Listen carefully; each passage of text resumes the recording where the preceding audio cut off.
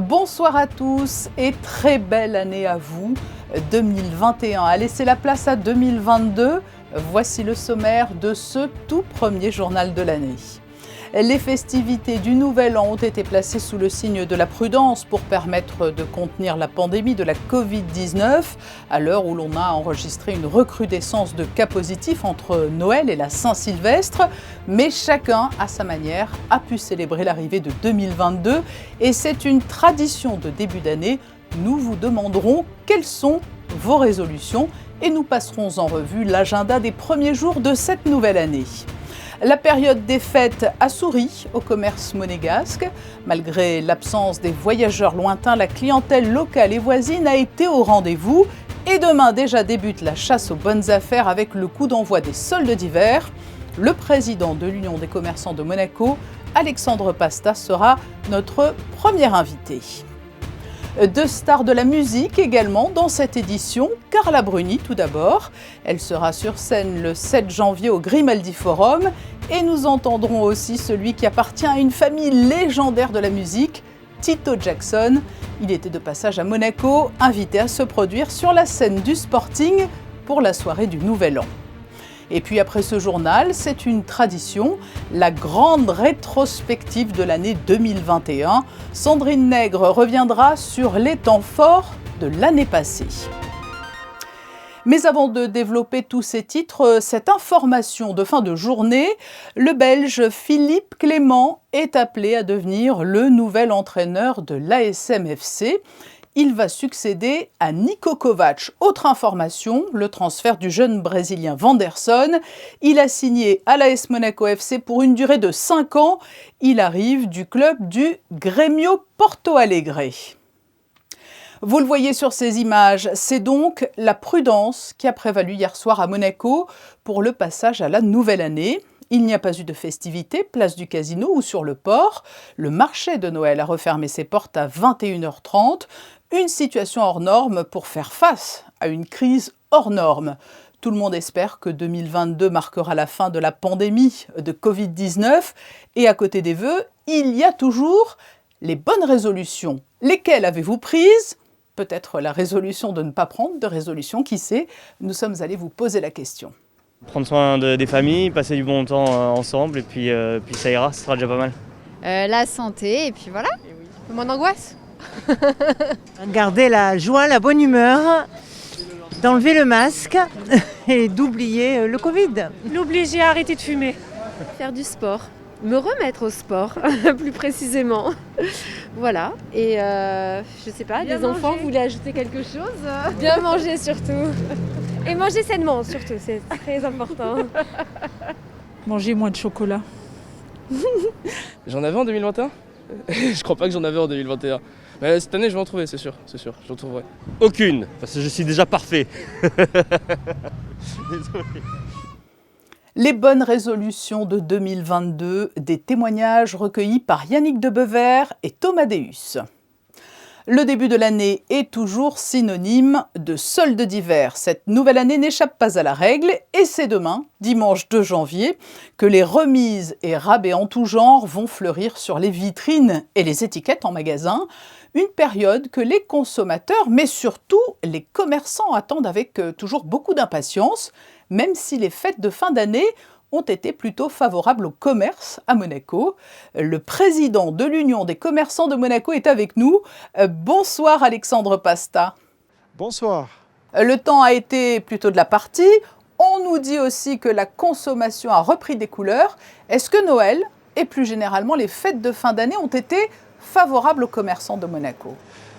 Alors, effectivement, on peut dire que ces fêtes de fin d'année se sont bien passées. Globalement, les commerces sont satisfaits. On a eu une clientèle locale qui, je pense, est restée sur Monaco. Ils ont décidé de consommer sur la principauté, ce qui est bien. Et je pense qu'on a eu aussi une influence de clients venant de l'extérieur. Alors qu'on nous dit qu'en période Covid, les flux de population sont quand même plus restreints. Hein. Il y a quand même une population locale avoisinante, c'est-à-dire de Cap d'Aille, de Nice, qui sont venus en principauté acheter. Et globalement, les commerces sont contents, les commerçants sont contents des résultats. Ce qui se passe à ce jour, c'est qu'on attend quand même les résultats de la première semaine de janvier pour vraiment tirer un bilan financier. Mais quelle est la tendance par rapport à la période avant Covid, c'est-à-dire décembre 2019, et l'hiver 2020 qui, lui, était sous Covid? On ne peut pas se baser sur 2019, qui était, on va dire, une période encore exceptionnelle, à savoir qu'on avait beaucoup d'étrangers qui étaient en principauté, on avait des touristes qui étaient déjà en principauté pour les fêtes, et malheureusement, ce n'est pas le cas en ce moment, surtout cette année. Par rapport à 2020, globalement, c'est à peu près pareil. Les résultats sont à peu près pareils. Et il y a eu un booster important pour le commerce local, c'est l'application Carlo. Tout à fait. Alors c'est un outil qui a été, il faut le signaler, créé par des jeunes enfants du pays, des jeunes monégasques. C'est une société monégasque qui a lancé ça, donc il ne faut pas l'oublier. Ça a été un succès en 2020 et cette année c'est pareil. Ça sert en fait de booster le commerce, ça permet aux clients d'avoir un donnant-donnant. Ils payent et au retour, ils auront un bonus sur une carte ou sur leur compte mail, ce qui leur permettra de redépenser de l'argent en principauté. C'était la vraie bonne idée. Est-ce qu'il y a des commerces qui ont mieux tiré leur épingle du jeu que d'autres, les commerces de bouche peut-être? On a toujours un commerce de grand luxe qui a très bien travaillé. Le commerce traditionnel s'en sort aussi pas mal. Donc je vous disais, globalement, tout le monde est à peu près content. Il manque quand même effectivement, et ça, il ne faut pas l'oublier, notre clientèle étrangère, notre clientèle de touristes qui vient se balader et qui, immanquablement, dépensent de l'argent, font des achats. Et puis voilà qu'arrivent, à peine les fêtes terminées, voilà qu'arrivent les soldes le 2 janvier, demain. Vous en espérez beaucoup? Écoutez, les soldes, c'est toujours un bonus. C'est vrai que ça booste le commerce. Ça permet à des gens qui ont disons, oublié de faire un achat pour les fêtes, de racheter quelque chose, d'acheter pour monter à la montagne, pour partir en vacances. Et j'espère qu'ils vont de nouveau être présents. Et quelles sont les règles en vigueur en matière de soldes? Les commerces peuvent faire ce qu'ils veulent en termes de remise. Évidemment, il ne s'agit pas de faire des remises en deçà de leur prix d'achat et dans un laps de temps qui leur est imposé. Et puis pour conclure, une information importante que vous souhaitiez relayer auprès des commerçants, hein, vous le président de l'UQAM, c'est effectivement la mise à disposition à partir de lundi des autotests pour les entreprises de Monaco et donc de facto pour les commerçants. Il va être mis en place à partir du 3 janvier 50 000 autotests, ce qui permettra aux employés des magasins de se tester tous les jours.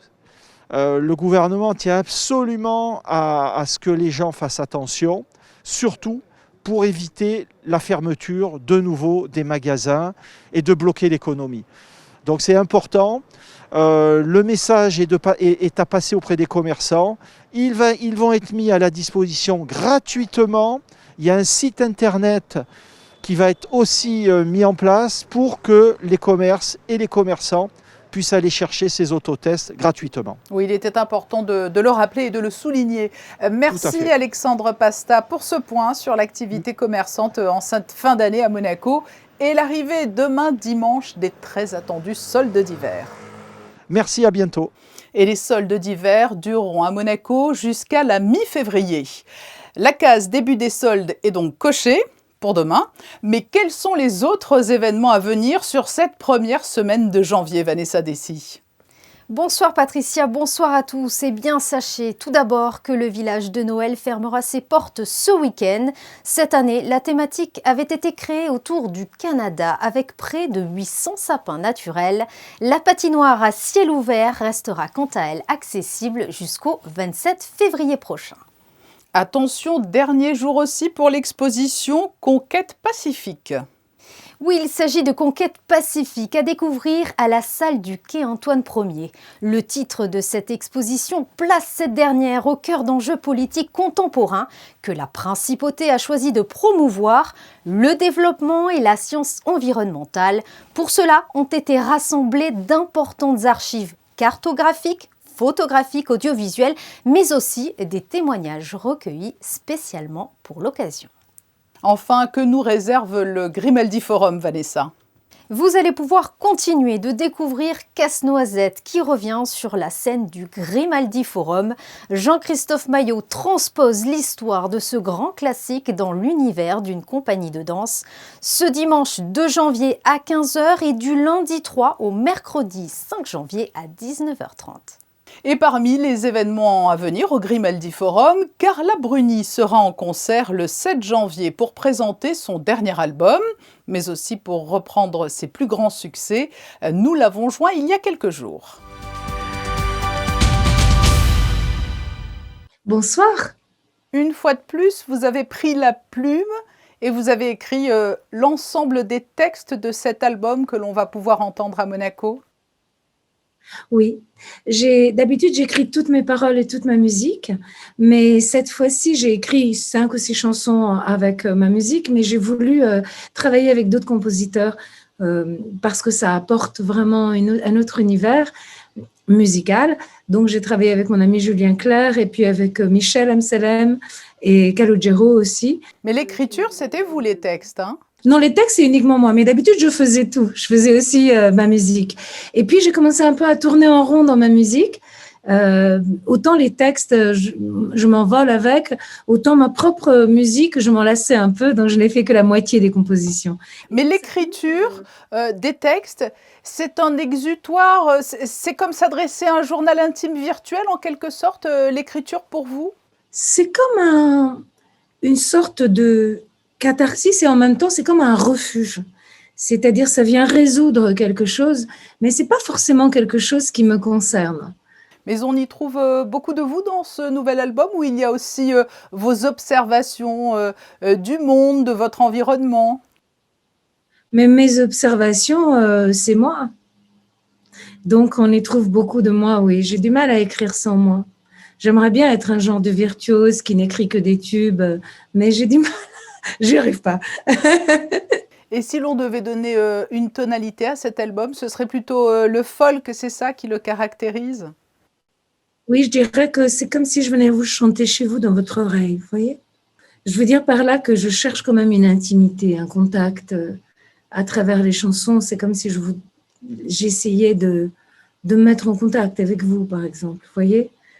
Et quand on débute sa carrière de chanteuse avec un succès tel que quelqu'un m'a dit, on ne redoute pas ensuite que cela occulte tout le reste? Au contraire, on se réjouit d'en avoir eu un. Ah oui, ça je peux vous dire, c'est pas moi qui vais m'en plaindre. Chaque fois sur scène, à chaque soir, que je sois à Moscou, à Séoul, à Monaco, je sais pas, à Milan, mais je veux dire aussi à Berlin, à Boston, à chaque fois que je chante, quelqu'un m'a dit, tout le monde la reconnaît. Je bénis le ciel d'avoir eu la chance d'écrire cette chanson. Vous serez donc sur la scène du Grimaldi Forum le 7 janvier prochain. Quelle est l'ambiance que vous avez souhaité donner à cette tournée? Une ambiance intimiste que vous affectionnez tout particulièrement, c'est ça? Oui, en fait, mes chansons, elles portent mal une ambiance spectaculaire. Parce que c'est autre chose qu'elles font. Vous voyez, si vous voulez voir un grand spectacle avec des danseurs, vous ne venez pas me voir moi. Moi, j'essaie de raconter une histoire et une histoire qu'on partage tous. Carla Bruni, comment avez-vous traversé cette période terrible, il faut bien le dire, hein, qui a notamment laissé les artistes éloignés de leur terrain de jeu de prédilection, la scène? Comme tout le monde, avec beaucoup d'inquiétude, de frustration, d'angoisse et d'attente.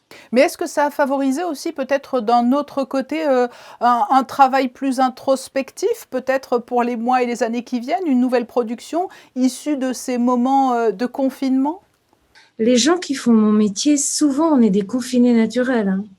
Là, vous voyez, là, mon lieu de confinement, je suis très, très, très confinée. Hein. Et donc, on a quand même d'abord, pour écrire, il faut s'isoler. Tout de même, c'est pas comme la partie de scène où on rencontre enfin les gens. C'est pas comme la partie d'enregistrement où on est avec ses musiciens.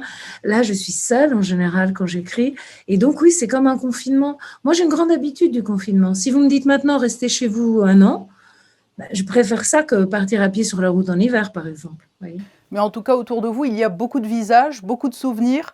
C'est là aussi que vous puisez votre inspiration dans toutes ces photos sur les murs qui vous entourent? C'est plus comme si c'était une présence étrange de tous ces gens que j'aime et qui sont, pour certains, encore là, pour d'autres non, mais peu importe. C'est comme si c'était un truc fugace de nos vies. En tout cas, ça dénote pas une grande maturité. Maturité, ça sera pour une autre vie, comme modération. Merci Carla Bruni d'avoir accepté notre invitation. Et rendez-vous est pris donc le 7 janvier au Grimaldi Forum. Merci beaucoup, beaucoup. Défilé de stars de la musique à Monaco, puisque hier soir, c'est Tito Jackson qui était sur scène au Sporting pour célébrer la fin de l'année 2021. Habituellement accompagné de Jackie, Jermaine et Marlon, il a dû se produire seul car ses frères étaient positifs à la Covid-19. Il est avec nous. Bonsoir, good evening Tito. Good evening, how are you?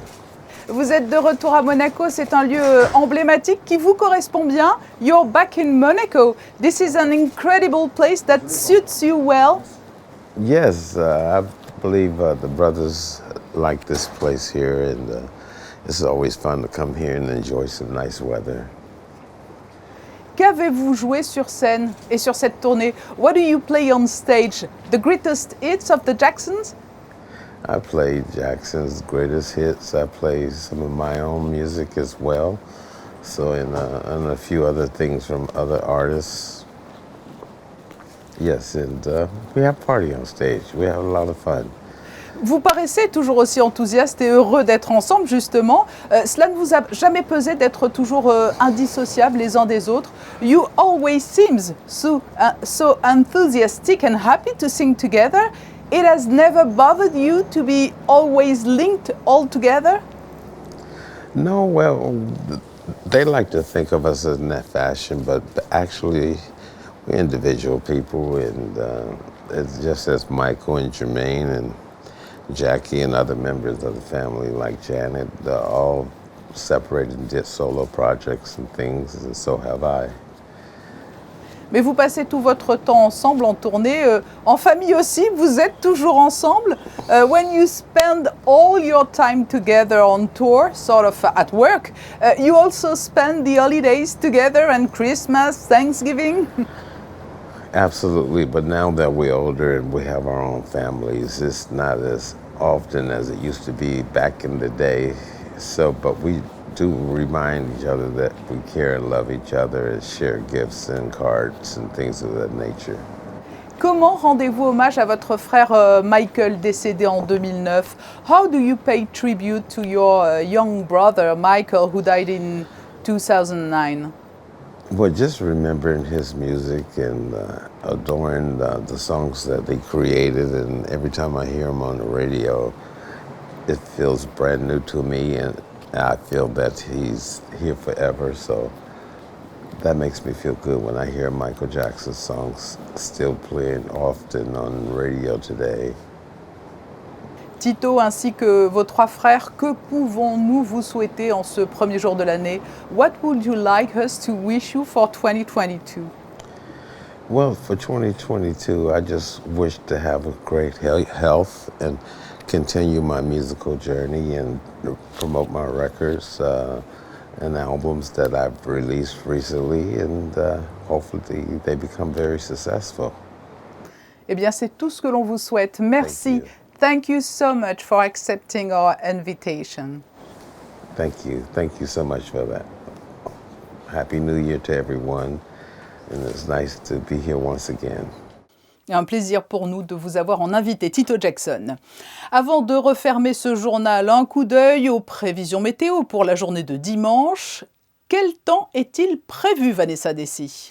Peu de changements à prévoir ce dimanche, du soleil et quelques nuages durant la journée. Les températures resteront douces, elles oscilleront de 9 à 13 degrés. Le soleil se lèvera à 8h03 et se couchera à 17h06 et nous fêterons les basiles. Merci Vanessa et merci à vous qui nous êtes fidèles, y compris en ce lendemain de réveillon. Je vous renouvelle tous nos vœux pour 2022. Toute l'équipe de Monaco Info vous souhaite beaucoup de bonheur.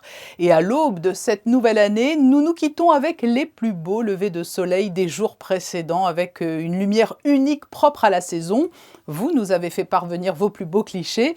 Merci donc à Mélanie Biancheri, Sarah Carpinelli, Vincent Duport, Yva Soleil, Laurence Quiléo, Stéphane Laforêt de Minotti, Estelle Martini, Audrey Bovini, Sophie Harel et Bénédicte Ricciardi-François pour vos contributions. Dans un court instant, la grande rétrospective de l'année 2021 présentée par Sandrine Nègre. Demain, vous retrouverez Yann-Anthony Noguès pour 19h dimanche consacré à l'histoire du Palais Princier. Je vous retrouverai quant à moi à 20h pour le best-of de la semaine. À demain.